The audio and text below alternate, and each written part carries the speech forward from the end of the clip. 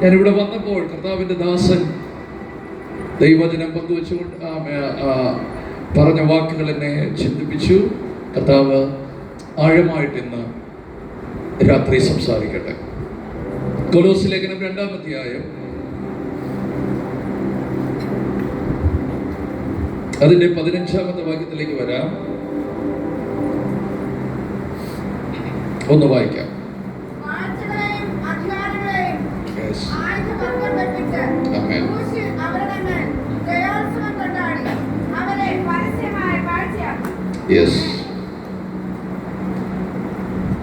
ലോക ചരിത്രത്തിൽ ഒരിടത്തും കാണാത്ത, ആർക്കും അവകാശപ്പെടാൻ പറ്റാത്ത ഒരു കാര്യം, വാഴ്ചകളെയും അധികാരങ്ങളെയും ആയുധവർഗം വെപ്പിച്ച് ക്രൂശിൽ അവയുടെ മേൽ ജയോത്സവം കൊണ്ടാടി എന്ന് പറഞ്ഞാൽ ഒരു സമ്പൂർണ്ണ ജയം പ്രാപിച്ച ഒരു ചരിത്രം. 2, ഇതേ ഒരു കാര്യം നമുക്ക് വീണ്ടും കാണുന്നത് 1 കൊരിന്ത്യർ ലേഖനം 15-ാം അധ്യായത്തിൽ അവസാന ഭാഗത്തിലേക്ക് വരുമ്പോൾ, ഹേ മരണമേ നിന്റെ ജയം എവിടെ? ഹേ മരണമേ നിന്റെ വിഷമുള്ള എവിടെ? പാതാളമേ നിന്റെ വിഷമുള്ള എവിടെ? വശം, ആമേൻ, മരണത്തിന്റെ വിഷമുള്ള പാപം. അപ്പോൾ ഞാൻ അവിടെ നിന്ന് ഒറ്റ കാര്യം എടുത്തോളൂ, മരണത്തിന്റെ മേലുള്ള ജയം. അപ്പോൾ വാഴ്ചകളുടെ മേലുള്ള ജയം, അധികാരങ്ങളുടെ മേലുള്ള ജയം. ആമേൻ. ഇവിടേക്ക് വരുമ്പോൾ അടുത്തൊരു തിരുവചനം പറയുന്നു, മരണത്തിന്റെ മേലുള്ള ജയം. അപ്പോൾ ലോകത്തിൽ ഒരു വ്യക്തിക്കും ആർക്കും അവകാശപ്പെടാൻ കഴിയാത്ത ജയം വരിച്ച ഒരാളുണ്ടെങ്കിൽ അത് യേശുവാണ്. കൈകൾ ഉയർത്തിയ നമ്മുടെ നായകൻ ജയാളിയാണ്, ഇടുന്നില്ല, ജയാളിയാണ്. വേറെ ആർക്കും ആ ജയമില്ല. ആ യേശുവിനോട് ചേർന്ന് നിൽക്കുമ്പോൾ നാമം ജയാളിയാകുകയാണ്. എന്നാൽ ഇന്നത്തെ എന്റെ ദൂത്, ആ യേശു എങ്ങനെയാണ് ജയിച്ചത്? ഹല്ലേലൂയ.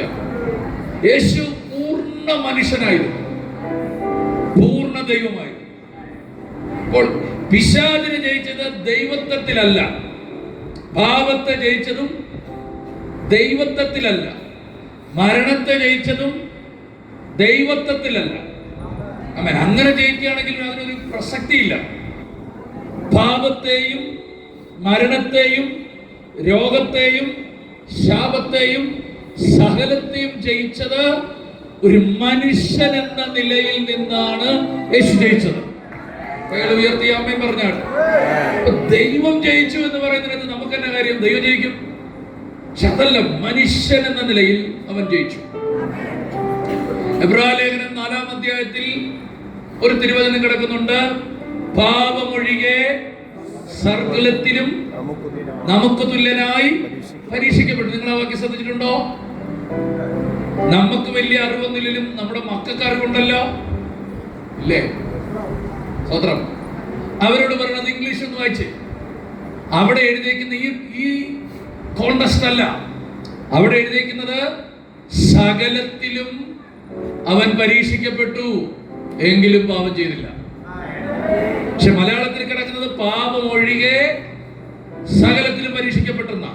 എന്നാൽ ഇംഗ്ലീഷിൽ കിടക്കുന്നത്, മറ്റുള്ള ട്രാൻസ്ലേഷനിൽ കിടക്കുന്നത്, ഒറിജിനൽ ട്രാൻസ്ലേഷൻ എന്താണ്? സകലത്തിലും അവൻ പരീക്ഷിക്കപ്പെട്ടു എങ്കിലും അവൻ പാപം ചെയ്തില്ല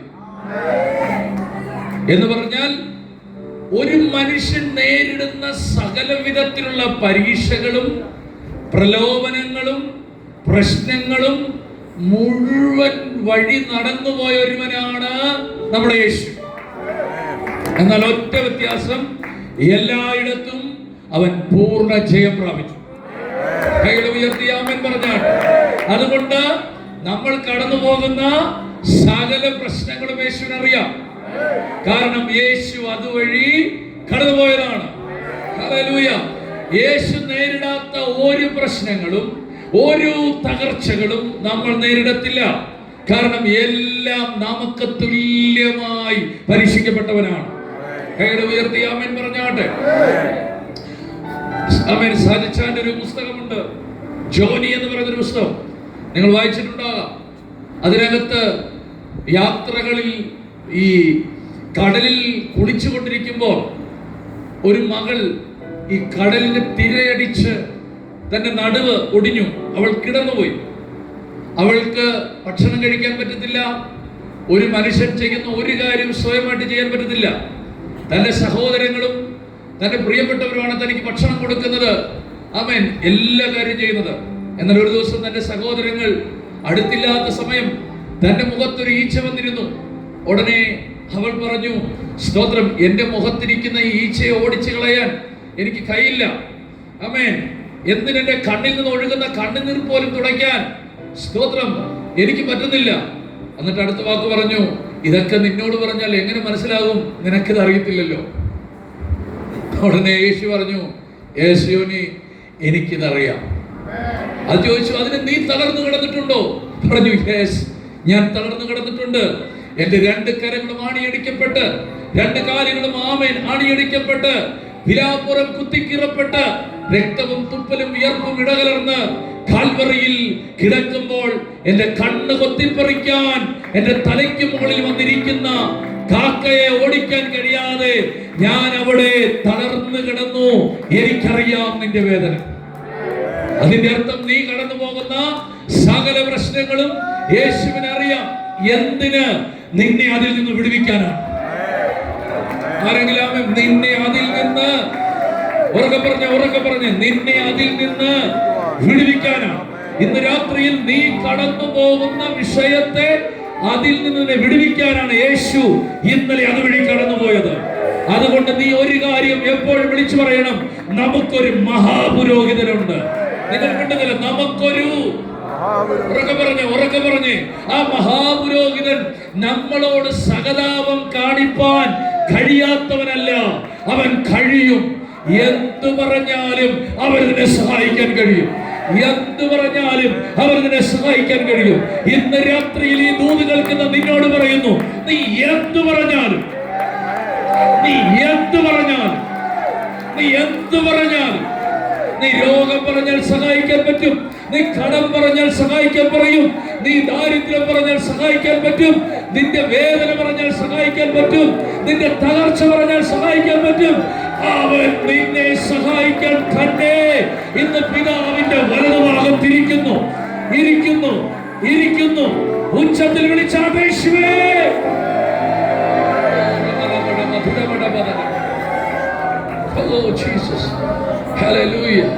ഇന്ന് പിതാവിന്റെ വലതുഭാഗത്ത് അവൻ ഇരിക്കുന്നതിന്റെ ഒരു കാരണം നിന്നെ സഹായിക്കാനാണ്. എന്ത് വിഷയം പറഞ്ഞാൽ അവൻ സഹായിക്കും. അങ്ങനെ ഒരു മഹാപുരോഹിതനല്ലേ നമുക്ക് വേണ്ടത്? എന്ത് പറഞ്ഞാലും സഹായിക്കുന്നവൻ. രോഗമാണ് സഹായിക്കും, കാരണം അവൻ അടിപ്പിടരാൻ എനിക്ക് സൗഖ്യം തന്നിരിക്കുന്നുണ്ടോ. കടമാണ് സഹായിക്കും, കാരണം അവൻ എന്റെ ദാരിദ്ര്യം വഹിച്ചിരിക്കുകയാണ്. ശാപമാണ് അവൻ സഹായിക്കും, കാരണം അവൻ എന്റെ ശാപം ചുമന്നവനാണ്. നിന്നയാണ് അവൻ സഹായിക്കും, കാരണം അവൻ നിന്ന ചുമന്നവനാണ്. അപമാനമാണ് സഹായിക്കും, കാരണം അവൻ അപമാനത്തിലൂടെ കടന്നുപോയവനാണ്. നീ എന്തു പറഞ്ഞാലും മനസ്സിലാകുന്ന ഒരാളുണ്ടെങ്കിൽ അത് യേശുവാണ്. കേട്ടവരാമൻ പറഞ്ഞ, എന്ത് പറഞ്ഞാലും മനസ്സിലാകുന്ന ഒരുവനുണ്ടെങ്കിൽ അത് ജീസസ് ആണ്. ജീസസ് ആണ്. കൈകൾ ഉയർത്തിയ കർത്താവിനെ സ്തുതിച്ചാട്ടെ. ആ കർത്താവിനെ കാണാൻ, ആ കർത്താവിനെ ആരാധിപ്പാൻ, ആ കർത്താവിനെ സ്വീകരിക്കാൻ, ആ കർത്താവിനെ സ്വന്തമാക്കാൻ, ആ കർത്താവിനെ ആത്മാവിൽ അവനെ മണവാളനാക്കാൻ നമുക്ക് ലഭിച്ച ഭാഗ്യത്തിനെ സ്തോത്രം. അതുകൊണ്ട് ഞാൻ ഉറപ്പിച്ചു പറയുന്നു, നിന്റെ പ്രാർത്ഥന 100% മറുപടിയാണ്.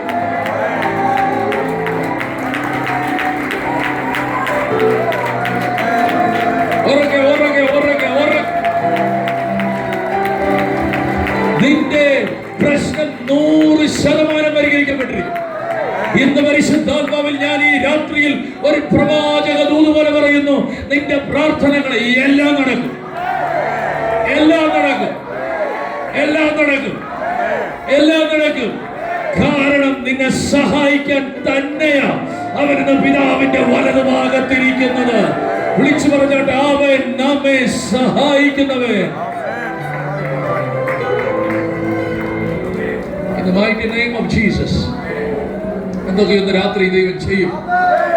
നിങ്ങളുടെ ഒരു പ്രാർത്ഥനയും മിസ്സല്ല, ഒരു പ്രാർത്ഥനയും മിസ്സല്ല. കേട്ടില്ല? ഒരു പ്രാർത്ഥനയും എല്ലാം നടക്കും, എല്ലാം നടക്കും. കണ്ടുന്നില്ല? എല്ലാം നടക്കും. ചില താമസം വരുമായിരിക്കാം, പക്ഷെ നടക്കും, നടക്കും. നീ പ്രാർത്ഥിച്ച ഒരു പ്രാർത്ഥനയും മിസ്സാകത്തില്ല, നടക്കും. യേശുവിനോടാണോ നീ പ്രാർത്ഥിക്കുന്നത്? നടന്നിരിക്കും. പോരെ ഉറക്കെ പറ, നടന്നിരിക്കും.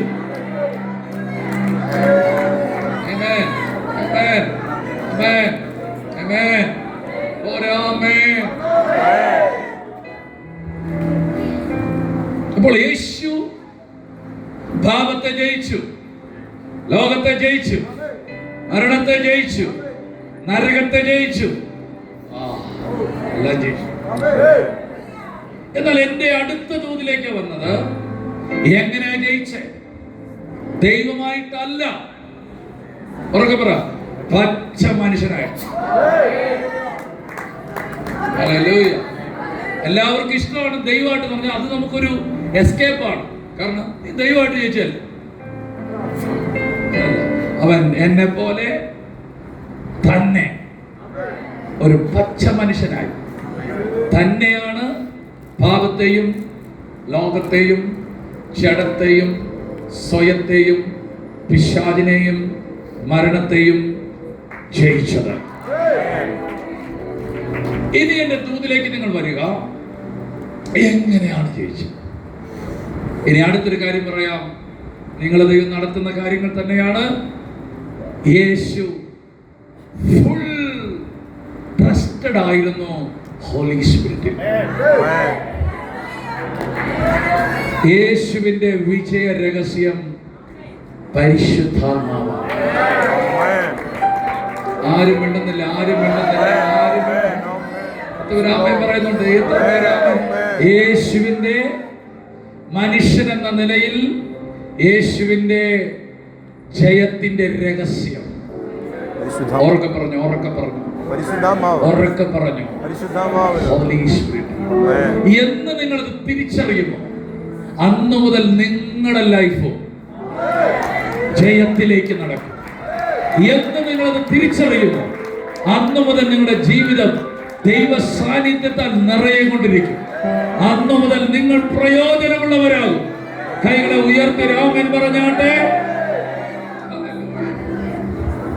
ഞാൻ പറഞ്ഞല്ലേ, യേശുവിന്റെ ലൈഫ് മുഴുവൻ ഹോളി സ്പിരിറ്റിന്റെ കൺട്രോളിലായി.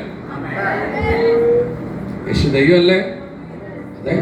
എന്നിട്ട് പരിശുദ്ധാത്മാവിനെ ആശ്രയിച്ചോ. അവൻ മനുഷ്യൻ എന്ന നിലയിൽ ഫുള്ളി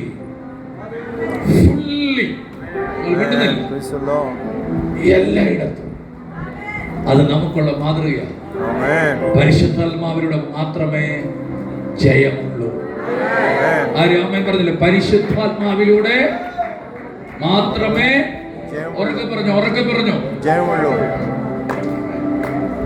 ഇനി നിങ്ങൾ കേൾക്കുക ഈ വചനങ്ങൾ.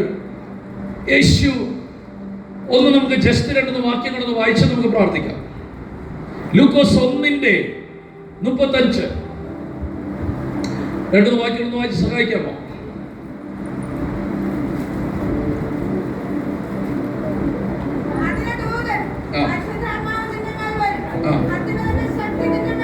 അപ്പോൾ യേശു ജനിച്ചത് എങ്ങനെ?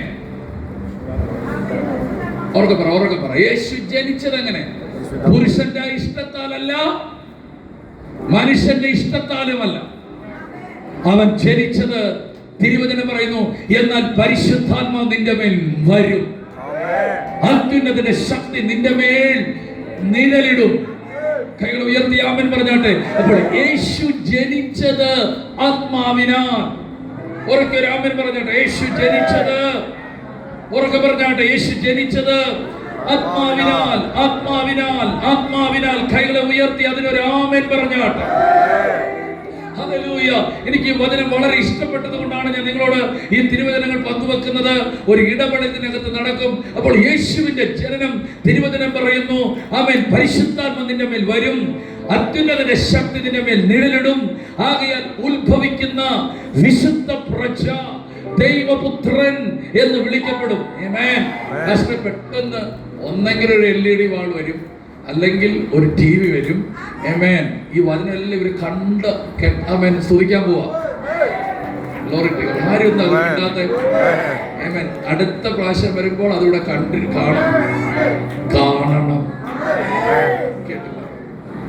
കേട്ടില്ല കാണണം.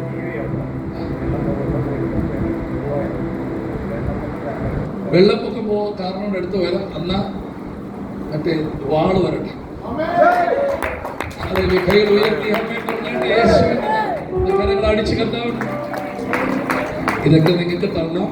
കാരണം ഞാൻ നിങ്ങളെ ഉപദേശിക്കേണ്ട ആളല്ല, അതെല്ലാം ഇവിടെയാണ്. പക്ഷെ സന്തോഷം കൊണ്ടങ്ങ് പറഞ്ഞതാണ്. അപ്പോൾ പരിശുദ്ധാത്മ നിങ്ങളുടെ മേൽ വരും. ഇവിടെ പറയാണ് പരിശുദ്ധാത്മന്റെ മേൽ വരും, അത്യുന്നതന്റെ ശക്തി.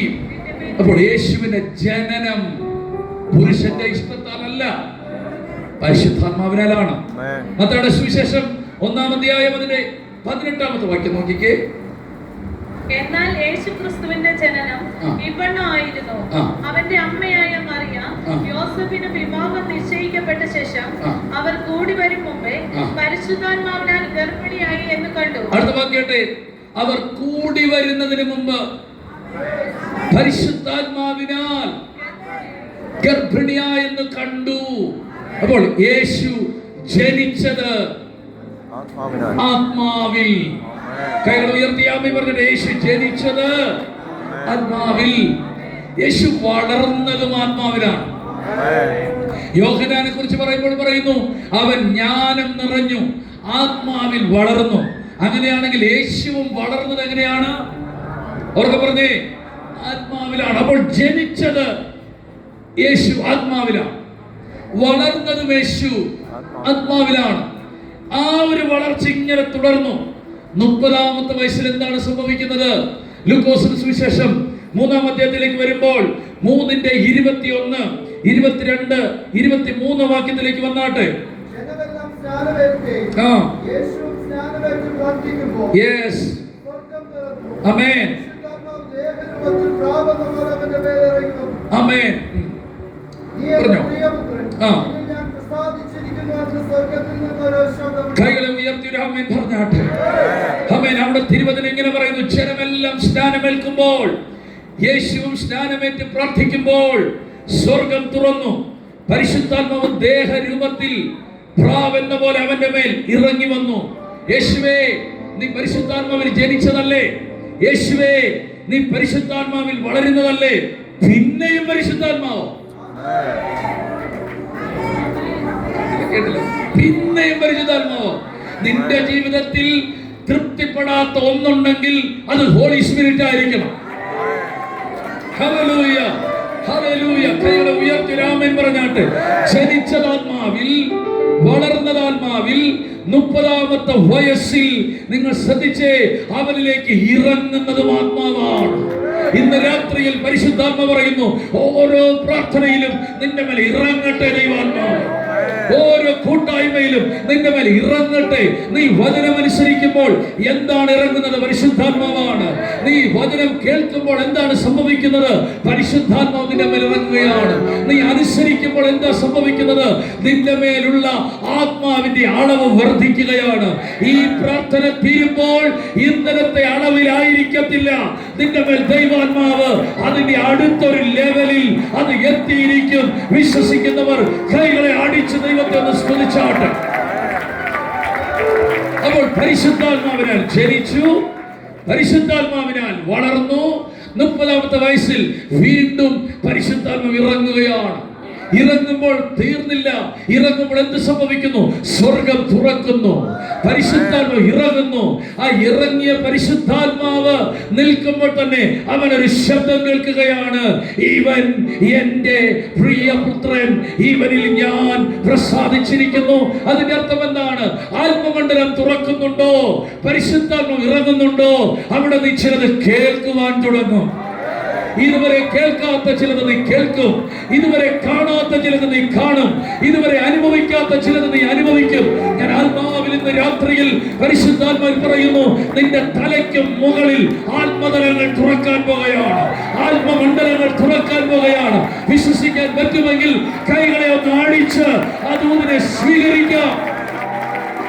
തുറക്കട്ടെ ആത്മമണ്ഡലം, തുറക്കട്ടെ ആത്മമണ്ഡലം, തുറക്കട്ടെ ആത്മമണ്ഡലം, തുറക്കട്ടെ ആത്മമണ്ഡലം. ഇന്നലകളിൽ കണ്ടതിനപ്പുറം ഒരാത്മതലം നമുക്ക് തുറക്കും. വിശ്വസിക്കുന്നവർ കൈകളെ ഉയർത്തി ഒരു ആമേൻ പറഞ്ഞേ. അവിടെ ഒരു ശബ്ദം കേൾക്കുകയാണ്, ഇവൻ എന്റെ പറഞ്ഞു പ്രിയപുത്രൻ, ഇവനിൽ ഞാൻ പ്രസാദിച്ചിരുന്നു. അപ്പോൾ യേശു ജനിച്ചത് ആത്മാവിൽ, യേശു വളർന്നത് ആത്മാവിൽ, യേശുവിന് 30-ാമത്തെ വയസ്സിൽ ഇറങ്ങിയത്. ഇന്ന് രാത്രി ഇതിനകത്തിരിക്കുന്നവർ പറഞ്ഞു, തൃപ്തനാകരുതേ. ഒരു ദൂത് കിട്ടിയാൽ തൃപ്തനാകരുതേ, ഒരു പ്രവചനം കിട്ടിയാൽ തൃപ്തനാകരുതേ, ഒരു വെളിപ്പാട് കിട്ടിയാൽ തൃപ്തനാകരുതേ, ഒരു ശുശ്രൂഷ കിട്ടിയാൽ തൃപ്തനാകരുതേ, ഒരു പാട്ട് കിട്ടിയാൽ തൃപ്തനാകരുതേ, ഒരു വഴി തുറന്നാൽ തൃപ്തനാകരുതേ. ഇന്ന് രാത്രി പറയണം, ഇനിയും വേണം, പോരാ ഇനിയും വേണം. നിങ്ങളുടെ അകത്തൊന്നും പറഞ്ഞു മാറാത്തൊരു ഹൃദയമായിരിക്കണം, ദാഹമുള്ള ഹൃദയം. പറയുന്നത് ദാഹമുള്ള ഹൃദയം. ഇന്ന് രാത്രി എത്ര പേർ വിശന്നിവിടെ ഇരിക്കുന്നു, എത്ര പേർ ദാഹിച്ചിരിക്കുന്നു. യേശു തന്നെ പറയുന്നു, എനിക്ക് അധികം നിലയിൽ പകരണമെങ്കിൽ ഒറ്റ മാർഗമുള്ളൂ, ദാഹമുള്ളവരെല്ലാം എന്റെ അടുക്കിലേക്ക് വരട്ടെ. വിശ്വസിക്കുന്നവന്റെ ഉള്ളിൽ നിന്ന് തിരുവെഴുത്തുകൾ പറയുന്നത് പോലെ ജീവജലത്തിന്റെ നദികൾ.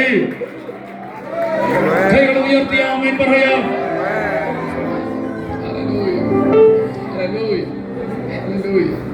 ഇനി അടുത്ത ഭാഗത്തേക്ക് വന്നാട്ടെ.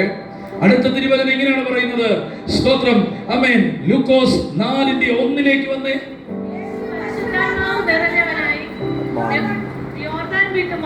Thank you. രണ്ടുപേര് വായിക്കുന്നുണ്ടല്ലോ. സ്തോത്രം, 3 പേരുണ്ട്. Glory to God. Thank you Jesus. Hallelujah. ആമേൻ. യേശു പരിശുദ്ധാത്മാവ് നിറഞ്ഞവനായി യോർദാൻ വിട്ട് മടങ്ങി. അടുത്ത വാക്ക്, പരിശുദ്ധാത്മാവിൽ നിറഞ്ഞു. പരിശുദ്ധാത്മാവിൽ ജനിച്ചു, പരിശുദ്ധാത്മാവിൽ വളർന്നു, പരിശുദ്ധാത്മാവിൽ ആമേൻ സ്തോത്രം ഇറങ്ങി. അടുത്ത വാക്ക്, പരിശുദ്ധാത്മാവിൽ നിറഞ്ഞു. Glory to God. പരിശുദ്ധാത്മാവിൽ ഉറക്കെ പറഞ്ഞാട്ടെ. ഉപവസിച്ച് കഴിഞ്ഞാണോ നിറഞ്ഞത്? അപ്പോൾ ഉപവസിക്കുന്നത് നിറയാനാണോ? അപ്പോൾ എങ്ങനെയാണ് നിറയുന്നത്? ദൈവശബ്ദം കേൾക്കുന്നതും നീ ആരാണെന്ന് അറിയുകയും ചെയ്യുമ്പോൾ നിന്റെ ഒരു നിറവ് വ്യാപരിക്കും. നീ ദൈവപുത്രൻ, നിന്നിൽ ഞാൻ പ്രസാദിച്ചിരിക്കുന്നു. ഇത് കേട്ടപ്പോൾ ഇവൻ നിറയുകയാണ്. ലൂക്കോസ് 4:1 യേശു പരിശുദ്ധാത്മാവ് നിറഞ്ഞു. Glory to God, glory to God. പറഞ്ഞിട്ട് യേശു പരിശുദ്ധാത്മാവിൽ നിറഞ്ഞു. തീർന്നില്ല.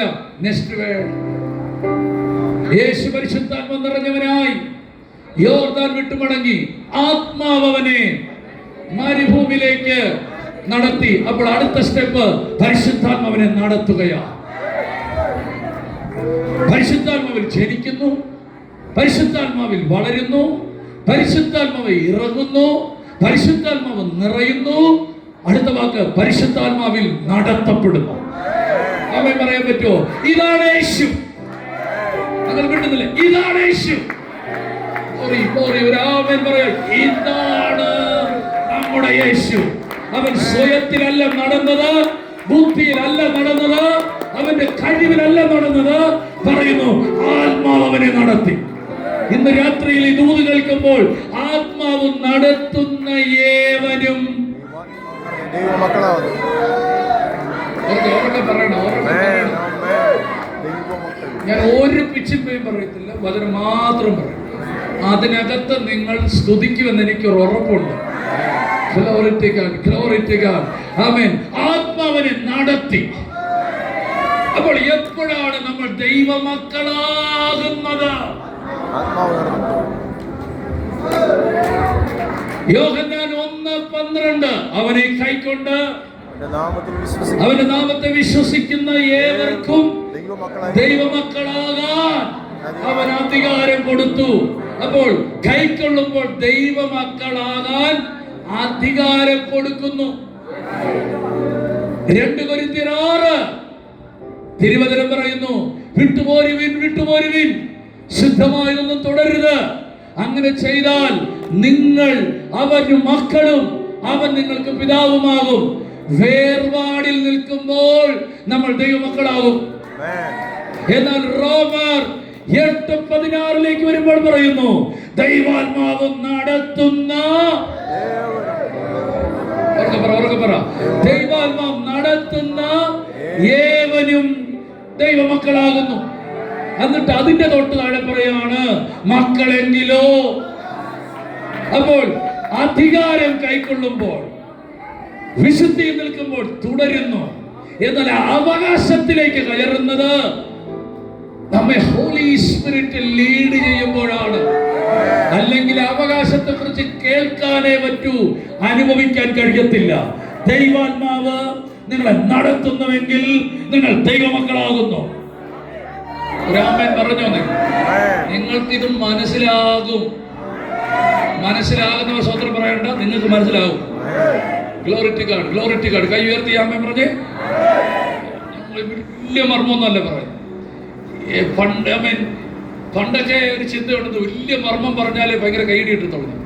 ഇപ്പം മനസ്സിലായി, എല്ലാവർക്കും മനസ്സിലാകുന്നില്ലെങ്കിൽ പിന്നെ പ്രസംഗിച്ചിട്ട് കാര്യമില്ല. അപ്പൊ അതുകൊണ്ട് ഏറ്റവും ലളിതമായി എങ്ങനെ പ്രസംഗിക്കാൻ പറ്റുമോ എന്ന് ഇപ്പൊ നോക്കിക്കൊണ്ടിരിക്കും. കൈകൾ ഉയർത്തി രാമൻ പറഞ്ഞു. എല്ലാവരും രാമൻ പറഞ്ഞാട്ടെ. കടിച്ച പൊട്ടാത്ത എല്ലാ വാക്കുകളും എടുത്ത് തോട്ടിക്കളഞ്ഞിട്ടുണ്ട്. ഹല്ലേലൂയ. കാരണം ജനത്തിന് മനസ്സിലാകുന്നില്ല, പിന്നെ നമ്മളെന്തിനാ പ്രസംഗിക്കുന്നത്?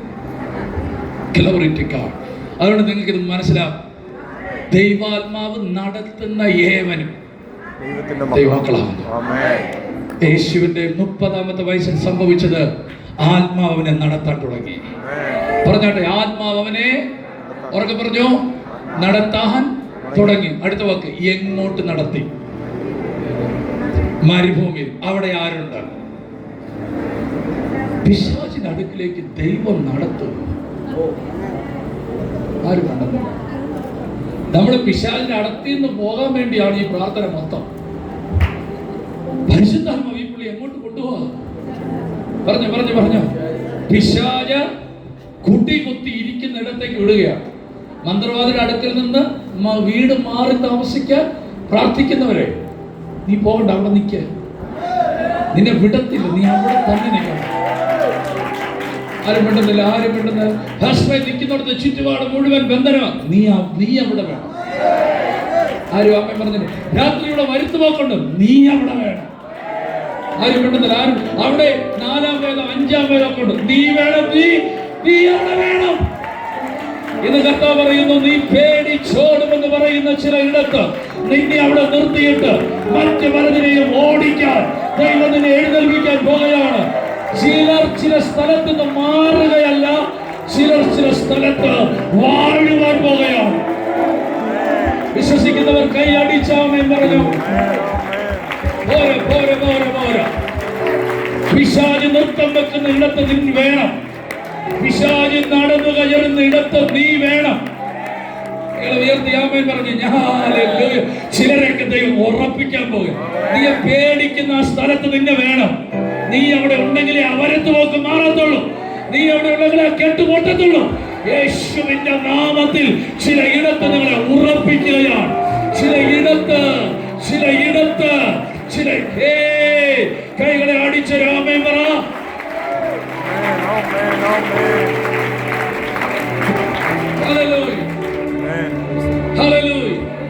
ഹല്ലേലൂയ. നീ തോറ്റൊന്നും പോകരുത്, നീ ജയിച്ചേ പോ. ആമേൻ, ആമേൻ, ആമേൻ. എല്ലാവരും കൈ ഉയർത്തി ആമേൻ പറഞ്ഞാട്ട്. അവിടെ അതുണ്ട്, അവിടെ ഇതുണ്ട്, നിന്നെ അവിടെ വേണം.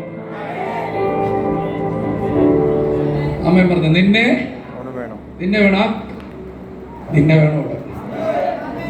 യേശുവിന്റെ നാമത്തിൽ. നീ അല്ല അവിടെ നിന്ന് മാറേണ്ടത്, അവനാണ് അവിടെ നിന്ന് മാറേണ്ടത്. അവനോട് പറയുന്നു, ചില കുടുംബങ്ങളെ ചില ഇടത്ത് ദൈവം ഉറപ്പിക്കാൻ പോകും. പേടിച്ച് ഭയപ്പെട്ട് 4 സൈഡിൽ നിന്നുള്ള എതിർപ്പുകളുടെ നടുവിൽ നിൽക്കുന്ന ചില കുടുംബങ്ങളെ നീ നിൽക്കുന്ന സ്ഥലത്ത് തന്നെ നിന്റെ തലയെ വാനോളം ഉയർത്തി നിന്നെ അവിടെ ഉറപ്പിച്ച് നിന്നെ ഒരു ജയാളിയാക്കി വിശ്വസിക്കാൻ പറ്റുന്നെങ്കിൽ കൈകളെ അടിച്ച്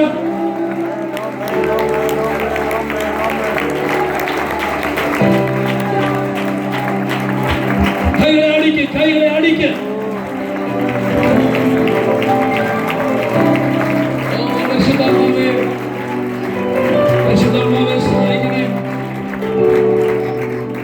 നിങ്ങൾ കേൾക്കണേ, കർത്താവ് ഇടപെടുവേ, ഉറപ്പായിട്ട് ഇടപെടുവേ, ഉറപ്പായിട്ട് ഇടപെടും. പരിശുദ്ധാത്മാവിനെ നടത്തി ഒന്നുമില്ലാത്ത മരുഭൂമിയിൽ പരിശുദ്ധാത്മാവിനെ നടത്തി പിശാചിന്റെ മുമ്പിലോട്ട്. കർത്താവേ, പോരാട്ടത്തിൽ തന്നെ മാറ്റണേ. ഇല്ല, നിന്നെ അങ്ങോട്ട് തന്നെ നടത്താൻ പോകും. നീ എന്തിനാ പേടിക്കണേ? നിക്കണ. ആമേൻ പറഞ്ഞ നീ നിക്ക. കൈകൾ ഉയർത്തി ആമേൻ പറഞ്ഞ. ദൈവാത്മാവിനെ യേശുവിനെ നടത്തി എവിടേക്ക്? പിശാചിന്റെ അടുക്കിലേക്ക്. ചെല്ലടാ, ചെല്ലു. നീ ആമേൻ പറഞ്ഞ ചെല്ല. കേൾക്കുന്നു? നിങ്ങൾ എല്ലാവരും ഈ ദൂതന്റെ കാര്യം പിടിക്കാമോ? പരിശുദ്ധാത്മാവ് നടത്തുന്നേ, സ്വയം പോവല്ല. ഇന്ന് ഞാൻ പോയിട്ട് വാഴ്ച വെട്ടിയിട്ട് വരാം, അങ്ങനെയൊന്നും പോയിട്ട് അങ്ങനെ പോകണ്ട. ഇന്ന് അവിടെ പോയി ദേശത്ത് മല്ലപ്പള്ളി വാഴുന്നതിന് വെട്ടാൻ പോവാ. നീ അവിടെ നിൽക്ക്. നിന്നെ വിടുമ്പം നീ പോവും. മോശ പണ്ട് ഇറങ്ങുന്ന പോലെ നീ ഇറങ്ങില്ല. എന്നാൽ ഹോരേബിൽ നിന്നൊരു ശബ്ദം ഉണ്ടാകും, ഞാൻ പോവാ, വാടാ കൂടെ. ഇന്നലകളിൽ നീ തോറ്റയിടത്തേക്ക് നിന്നെ ജയിപ്പിക്കാൻ ദൈവം വിടുന്ന ദിനങ്ങളാണെന്ന് പരിശുദ്ധാത്മാവ് ഒരു ദൂതിവിടെ പറയുകയാണ്. എവിടെയൊക്കെ തോറ്റ ചിലരിവിടെയുണ്ട്, നിന്നെ ഒരിക്കൽ കൂടെ ദൈവം അവിടെ അയക്കും. കേട്ടില്ല? നിന്നെ ഒരിക്കൽ കൂടെ കൈ ഉയർത്തിയാമ. ഇന്നലകളിൽ തോറ്റ ഇടങ്ങളിലേക്ക് നിന്നെ ഒരിക്കൽ കൂടെ അയക്കുമെന്ന് കർത്താവ് ഒരു ദൂത് പറയുന്നു. ആവശ്യക്കാരത്തിന് രാമേൻ പറഞ്ഞേ. കർത്താവ് സംസാരിക്കും. യേശുവിനെ പരിശുദ്ധാത്മാ പറഞ്ഞു, നീ എന്നിൽ ജനിച്ചതല്ലേ, നീ എന്നിൽ വളർന്നതല്ലേ, നിന്റെ മേൽ ഞാൻ ഇറങ്ങിയതല്ലേ, നിന്റെ മേൽ ഞാൻ നിറഞ്ഞതല്ലേ. നീ പൊക്കോ ഒരു സ്ഥലത്തോട്ട്, ഞാൻ നിന്നെ കൊണ്ടുപോകാം. നീ ചെല്ല്. ആരുടെ മുമ്പിലേക്ക്? സാക്ഷാൽ ലൂസിഫറിന്റെ മുമ്പിലോട്ട്. കേട്ടോ? സാക്ഷാൽ എന്ന് പറഞ്ഞാൽ മനുഷ്യന്റെ ഉൽപ്പത്തി മുതൽ ഇന്ന് വരെ ഒരുത്തനും ഇവനെ മുമ്പിൽ ജയിച്ചിട്ടില്ല. എന്നാ ഞാൻ നിന്നെ വിടുക. എന്തിനാ? ജയിച്ചിട്ട് വേണം. ആരും എടുക്കണ്ട. പോയി പരിശുദ്ധാത്മാവിനെ എവിടെയെങ്കിലും വിടുന്നുണ്ടെങ്കിൽ ജയിക്കാനാകണം. വിശ്വസിക്കുന്ന രാമൻ പറഞ്ഞാട്ട്, ഇന്നലത്തെ ചില കടങ്ങൾ ദൈവത്തിന് തീർക്കാനുണ്ട്. ഇന്നലത്തെ ചില പരാതികൾ ദൈവത്തിന് തീർക്കാനുണ്ട്. നൂറ്റാണ്ടുകളായി നടക്കാത്ത ചില കാര്യങ്ങൾ ദൈവത്തിന് നടത്താനുണ്ട്. ഇതുവരെ സംഭവിക്കാത്ത ചിലത് ദൈവത്തിന് ചെയ്യാനുണ്ട്. അതുകൊണ്ട് ദൈവം നിന്നെ വിടുകയാണ്. വിശ്വസിക്കുന്നവരെ കൈകളെ ഒന്ന് ആടിച്ച് ദൈവത്തെ സ്തുതിക്കും. ഇപ്പോ ജയിച്ചിട്ട് വേണം. രാത്രി ചിലരെ നോക്കി ദൈവം പറയുന്നു, പോ, ജയിച്ചിട്ട് വാ, ഞാൻ നിന്നോട് കൂടെ ഇരിക്കും. ആദാമിനെ തോൽപ്പിച്ചെടുത്ത്